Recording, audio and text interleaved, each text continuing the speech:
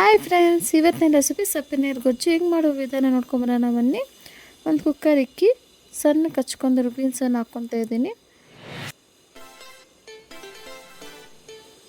ನೈಟಿನ ಸಿಕ್ಕೊಂದು ಅಲಸಂದ್ರೆ ಕಾಳು ತೊಳೆದು ಹಾಕ್ಕೊತಾ ಇದ್ದೀನಿ. 4 ಬದನೆಕಾಯಿ, ಒಂದು 10 ಮೆಣಸಿನ್ಕಾಯಿಗಳು,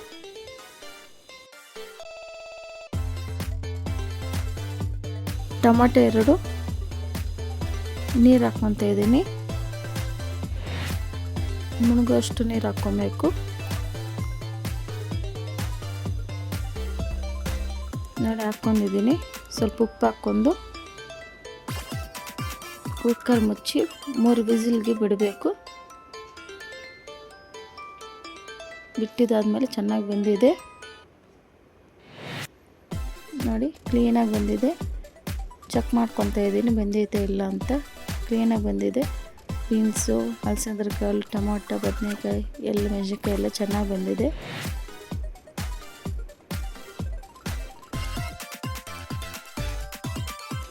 ಬಗ್ಸ್ಕೊತಾ ಇದ್ದೀನಿ. ಕ್ಲೀನಾಗಿ ನೀರು ಸಪ್ರೇಟ್ ಆಗೋಗ್ಬೇಕು. ನೋಡಿ ಇವಾಗ ಸಪ್ರೇಟ್ ಮಾಡಬೇಕು. ಬದನೆಕಾಯಿ, ಮೆಣಸಿನ್ಕಾಯಿ ಎಲ್ಲ ಸಪ್ರೇಟ್ ಮಾಡ್ಕೊಂಡು ಆದ್ಕೊತಾ ಇದ್ದೀನಿ.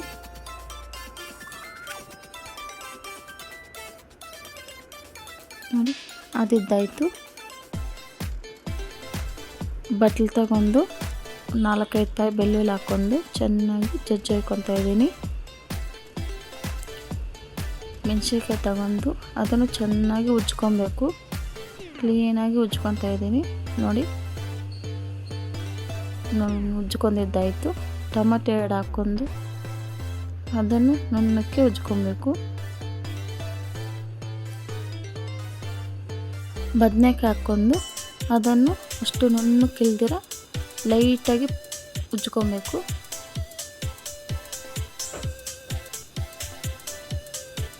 ಐದು ನಿಮಿಷ ಮುಂಚೆನೇ ಹುಣಸೆಹಣ್ಣು ಎಣ್ಸಿಕ್ಕಿದ್ದೆ, ಅದನ್ನು ಕಿವುಚ್ಕೊಂಡು ರಸವನ್ನು ಹಾಕ್ಕೊತಾ ಇದ್ದೀನಿ. ಹಾಕ್ಕೊಂಡು ರುಚಿಗೆ ತಕ್ಕಷ್ಟು ಉಪ್ಪು ಹಾಕ್ಕೊಂಡು ಅದನ್ನು ಉಜ್ಕೊತಾ ಇದ್ದೀನಿ. ನೋಡಿ ಅವಾಗೆ ಸಪ್ರೇಟ್ ಮಾಡಿರೋ ನೀರನ್ನು ಅದನ್ನು ಹಾಕ್ಕೊಂಡು ಚೆನ್ನಾಗಿ ಬೆರೆಸ್ಕೊತಾ ಇದ್ದೀನಿ. ನಿಮಗೆ ಎಷ್ಟು ಪ್ರಮಾಣ ನೀರು ಬೇಕಂದರೆ ಅಷ್ಟು ಪ್ರಮಾಣ ನೀರು ಹಾಕ್ಕೊಬೋದು. ನಾನಿವಾಗ ಟೇಸ್ಟ್ ನೋಡ್ತಾ ಇದ್ದೀನಿ. ಉಪ್ಪು ಖಾರ ಎಲ್ಲ ಸರಿಯಾಗಿದೆ. ಒಗ್ಗರಣೆ ಇಕ್ಕನ ಬನ್ನಿ. ಎಣ್ಣೆ,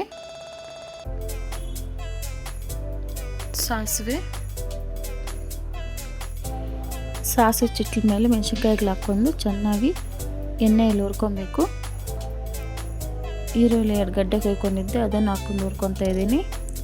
ಕೆಂಪಗಾಗೋವರೆಗೂ ಹುರ್ಕೊಬೇಕು. ಚೆನ್ನಾಗಿ ಹುರ್ಕೊತಾ ಇದ್ದೀನಿ. ನೋಡಿ ಕೆಂಪಗಾಗಿದೆ. ನಾವು ಈರುಳ್ಳಿಯನ್ನು ಎಣ್ಣೆಯಲ್ಲಿ ಹುರಿದಿರ್ತೀವಲ್ಲ ಅದನ್ನು ಸ್ವಲ್ಪ ಗೊಜ್ಜಿಗೆ ಹಾಕಿ ಮಿಕ್ಸ್ ಮಾಡ್ತಾ ಇದ್ದೀನಿ. ಹಿಂಗೆ ಮಾಡಿದ್ರೆ ಟೇಸ್ಟ್ ಚೆನ್ನಾಗಿರುತ್ತೆ ನೆಂಚ್ಕೊಂಡು ತಿನ್ನೋಕ್ಕೆ. ನೀವು ಟ್ರೈ ಮಾಡಿ. ಮತ್ತು ಬೀನ್ಸು, ಅಲಸಂದ್ರೆ ಕಾಳು ಬೇಯಿಸ್ಕೊಂಡ್ರು ಅದರಲ್ಲಿ ಹಾಕ್ಕೊಂಡು ಕ್ಲೀನಾಗಿ ಬೆರೆಸ್ಕೊತಾ ಇದ್ದೀನಿ. ಕ್ಲೀನಾಗಿ ಬೆರೆಸ್ಕೊಬೇಕು. ಈ ವಿಡಿಯೋ ಇಷ್ಟವಾದರೆ ಒಂದು ಲೈಕು, ಸಬ್ಸ್ಕ್ರೈಬ್ ಮಾಡಿ. ಇಂಥ ಒಳ್ಳೆ ರೆಸಿಪೀಸ್ ಬೇಕಾದರೆ ನನ್ನ ಚಾನಲ್ ಫಾಲೋ ಮಾಡಿ. Take over.